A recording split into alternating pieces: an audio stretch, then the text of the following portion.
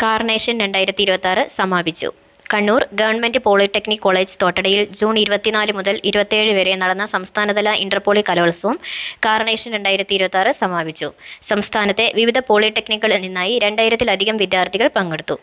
സമാപന സമ്മേളനം വൈദ്യുത വകുപ്പ് മന്ത്രി അഡ്വക്കേറ്റ് സണ്ണി ജോസഫ് ഉദ്ഘാടനം ചെയ്തു.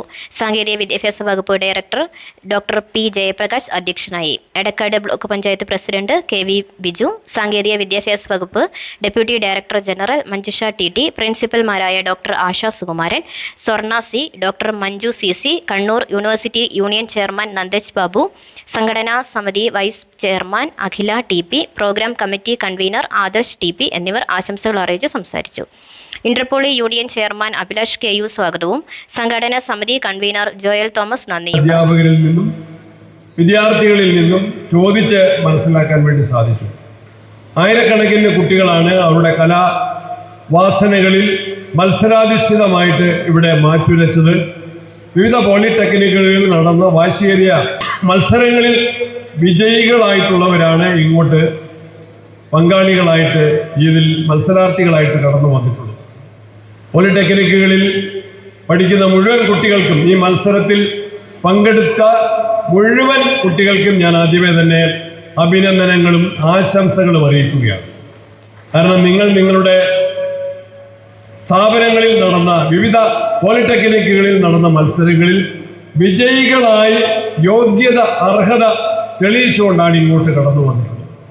പോളിടെക്നിക്ക് വളരെ പ്രധാനപ്പെട്ട ഒരു സാങ്കേതിക വിദ്യാഭ്യാസ മേഖലയാണ്. ഞാൻ ഇവിടുത്തെ പ്രിൻസിപ്പളിനോട് ചോദിക്കുകയായിരുന്നു, ഇവിടെ നിന്ന് പാസ് ഔട്ട് ആകുന്ന കുട്ടികളുടെ പിന്നീടുള്ള അവരുടെ പ്ലേസ്മെന്റ് എന്ത്, തൊഴിൽ സാധ്യത എന്ത് എന്ന് ചോദിച്ചപ്പോൾ പ്രിൻസിപ്പൾ വളരെ സന്തോഷത്തോടെ പറഞ്ഞു, മുഴുവൻ പേർക്കും തൊഴിൽ ലഭിക്കുന്നു എന്നതാണ് ഇതിൻ്റെ സവിശേഷത എന്ന് പറഞ്ഞു.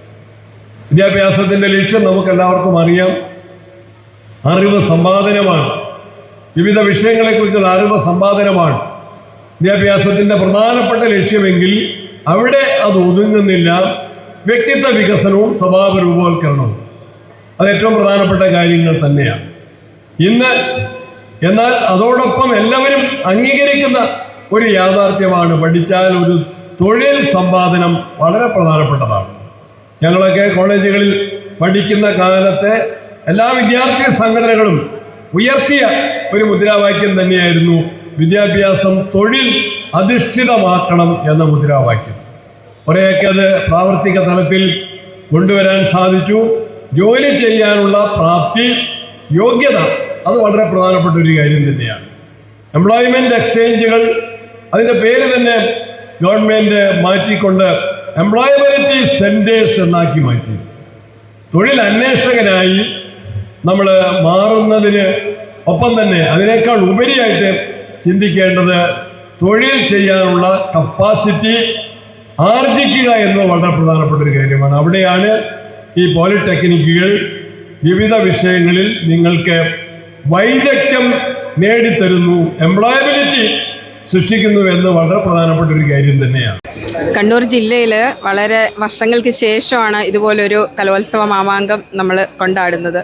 ഇത് 24 മുതൽ 27 വരെയുള്ള ദിവസങ്ങളായിട്ടാണ് നമ്മളിവിടെ അറേഞ്ച് ചെയ്തിരുന്നത്. ഏകദേശം നമ്മുടെ സ്റ്റേറ്റ് വൈഡ് ആയിട്ടുള്ള പോളിടെക്നിക്കുകളിൽ നിന്ന് 2000-ൽ എബോവ് കുട്ടികൾ ഇവിടെ പങ്കെടുക്കുകയുണ്ടായി.